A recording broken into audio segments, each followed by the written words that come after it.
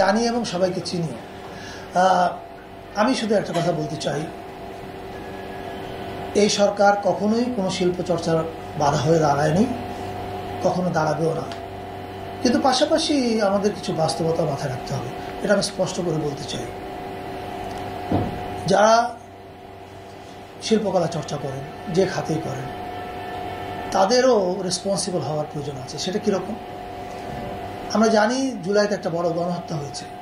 এটা এমন না যে জাস্ট একটা সরকার পরিবর্তন হয়েছে, নো, একটা ম্যাস কিলিং হয়েছে।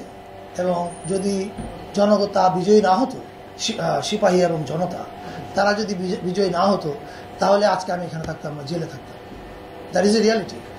সো শুধু আমার কথা বলছি না, এটা ব্যক্তি আমার কথা না, অনেক মানুষ আক্রান্ত হতেন। এখন যারা জুলাই গণহত্যা চালিয়েছেন তাদের বিচারে সরকার উদ্যোগ নিয়েছে। যারা ফার্স্ট হ্যান্ড অপরাধী তাদেরকে সরকার বিচারের আওতায় আগে আনবে। এখন ফার্স্ট হ্যান্ড অপরাধীকে বাঁচানোর জন্য যারা ফিফথ হ্যান্ড অপরাধী, এই নাজি আমলে ছিল না যে নাজি পার্টিকে সমর্থন করাও এক ধরনের অপরাধ, ফোর্থ গ্রেড ফিফথ গ্রেড অপরাধ। যারা ফোর্থ গ্রেড এবং ফিফথ গ্রেড অপরাধী, তারা যদি ফার্স্ট গ্রেড অপরাধীকে বাঁচানোর জন্য এক ধরনের বিশৃঙ্খলা সৃষ্টি করার চেষ্টা করে, তাহলে এটা শিল্পকলার জন্য ভালো কিছু হবে না। শিল্পকলা বলতে টোটাল কালচারাল সিনের জন্য। ফলে আমার সংস্কৃতি কর্মী ভাইদের প্রতি পরিষ্কার আমার আহ্বান যে সরকার সংস্কৃতি বান্ধব, শিল্পের সব শাখা বান্ধব, আপনারা যে যার মতো করে শিল্প চর্চা করেন। কিন্তু আবার বলছি, পতিত ফ্যাসিস্টের বিটিম হয়ে যদি কেউ খেলার চেষ্টা করেন, তাহলে আপনি ফিফথ গ্রেড অপরাধী হয়ে ফার্স্ট গ্রেড অপরাধীকে বাঁচানোর চেষ্টা করলে ফিফথ গ্রেড অপরাধীকে আগে ধরা হবে, এরকম কিছু হতে পারে।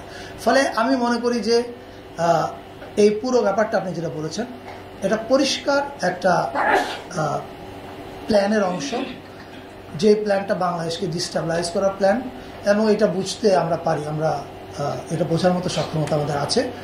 আপনি যে কাজটার কথা উল্লেখ করেছেন, আমি তখন দায়িত্বে ছিলাম না, তবে আমি বাইরে তো ছিলাম, দেশে ছিলাম। এর আগে তো বাংলাদেশে ওই ঘটনার আগে তো প্রতিদিনই থিয়েটার হয়েছে, কেউ তো নাটক বন্ধ করেনি। সোহরাওয়ার্দীতে যাত্রা হচ্ছে, কেউ তো বন্ধ করছে না। সিনেমা হলে সিনেমা হচ্ছে, কেউ তো বন্ধ করছে না। ওটাও বন্ধ করার পক্ষে আমি না। কিন্তু আমি বলতে চাচ্ছি,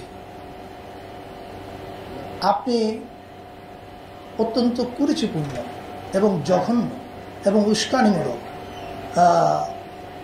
জিনিস যদি সামাজিক মাধ্যমে শেয়ার করেন, যেটা আপনি আপনার ফ্যামিলির সঙ্গে বসে দেখতে পাবেন, এরকম পোস্ট, তাহলে একটা বিক্ষুব্ধ মানুষ কিন্তু তার মতামত জানাবে।